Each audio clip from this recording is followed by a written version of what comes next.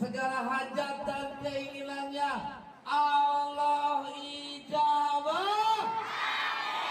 Allah ijabah. Bisa terkabul, bisa. Yakin terkabul, yakin. Doanya apa?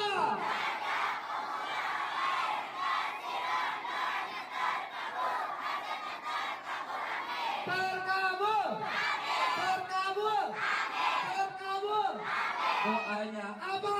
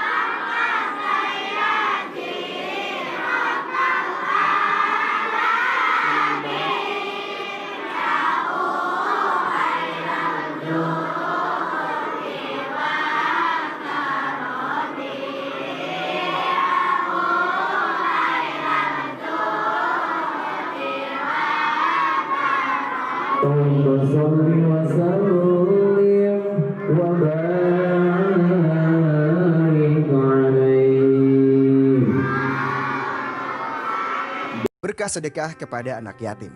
Yang pertama, sedekah yatim untuk pahala yang terus mengalir.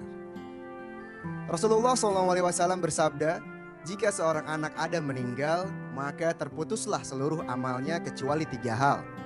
Sedekah jariah, ilmu yang bermanfaat, dan anak soleh yang mendoakan kedua orang tuanya. Yang kedua, sedekah yatim untuk harta yang berkah.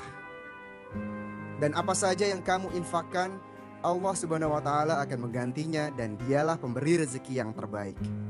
Quran Surat Saba ayat 39. Dan yang terakhir, sedekah yatim untuk menjauhkan diri dari api neraka. Rasulullah SAW bersabda, sedekah dengan nilai berapapun dapat menjauhkan seseorang dari api neraka. Yuk sahabat, kita perbanyak sedekah kita hari ini. Assalamualaikum warahmatullahi wabarakatuh. Sholat tahajud adalah sholat sunnah yang paling utama, sekaligus sholat sunnah yang paling berat hingga tidak semua muslim bisa mengerjakannya. Sebanding dengan begitu beratnya menjalankan sholat tahajud, Allah menjanjikan 4 hal untuk orang yang rajin mengerjakannya. Janji ini difirmankan dalam Al-Quran yang tidak bisa dibandingkan oleh sholat sunnah apapun. Yang pertama adalah kedudukan terpuji. Orang yang rajin sholat tahajud, Allah Subhanahu wa Ta'ala akan menganugerahkan maqam mahmuda, kedudukan terpuji kepadanya. Allah Subhanahu wa Ta'ala berfirman, dan pada sebagian malam hari bertahajudlah kamu sebagai suatu ibadah tambahan bagimu. Mudah-mudahan Tuhanmu mengangkat kamu ke tempat yang terpuji. Kedudukan terpuji ini tidak hanya kedudukan di akhirat kelak. Maqam adalah kedudukan, tetapi belum tentu orang lain suka. Sedangkan maqam mahmuda adalah kedudukan yang disertai dengan kecintaan orang lain. Kebanyakan orang yang mengakui bahwa ia pantas mendapatkan kedudukan ini sehingga dimuliakan. Yang kedua, dimudahkan urusannya. Orang yang rajin sholat tahajud akan dimudahkan urusannya dan dibimbing Allah Subhanahu wa Ta'ala, mulai dari urusan rumah tangga, urusan pekerjaan hingga urusan dakwah dan seluruh urusan lainnya. Allah Subhanahu wa Ta'ala berfirman, ya Tuhanku, masukkanlah aku secara masuk yang benar. Menurut sebagian ustadz, ayat 80 surat Al-Isra ini juga menjelaskan keutamaan sholat tahajud, bahwa ia akan mendapat bimbingan Allah sehingga kalau ia pedagang, ia tidak akan terjerumus mencurangi timbangan atau menipu konsumen. Kalau ia pejabat, ia dibimbing Allah sehingga amanah dan tidak korupsi. Kalau ia pemimpin, ia dibimbing Allah sehingga adil dan tidak berbuat zalim. Yang ketiga, diberi solusi yang terbaik. Orang yang rajin sholat tahajud juga akan diberikan solusi terbaik ketika mendapatkan masalah.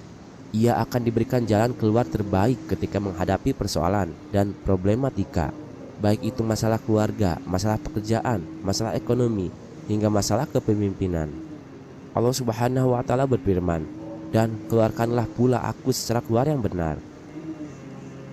Serta yang keempat, orang yang rajin tahajud ditolong Allah Subhanahu wa Ta'ala. Orang yang rajin sholat tahajud akan ditolong Allah, bahkan tanpa perantara. ketika ada bahaya, ketika ada yang ingin mencelakai dan sebagainya. Allah Subhanahu wa taala akan menolongnya. Masih dalam penggalan surat Al-Isra ayat 80. Dan berikanlah kepadaku dari sisi engkau kekuasaan yang menolong. Ketika seseorang mendapat pertolongan Allah, siapakah yang mampu mencelakainya? Ketika seseorang ditolong Allah, siapa yang mampu membahayakannya? Ketika seseorang dijamin pertolongannya, siapa yang berani memusuhinya? Sungguh besar 4 hal yang dijanjikan Allah Subhanahu wa taala untuk hambanya yang rajin sholat tahajud. Masih banyak lagi keutamaan sholat tahajud berdasarkan hadis-hadis Nabi. Wallahu a'lam bishawab.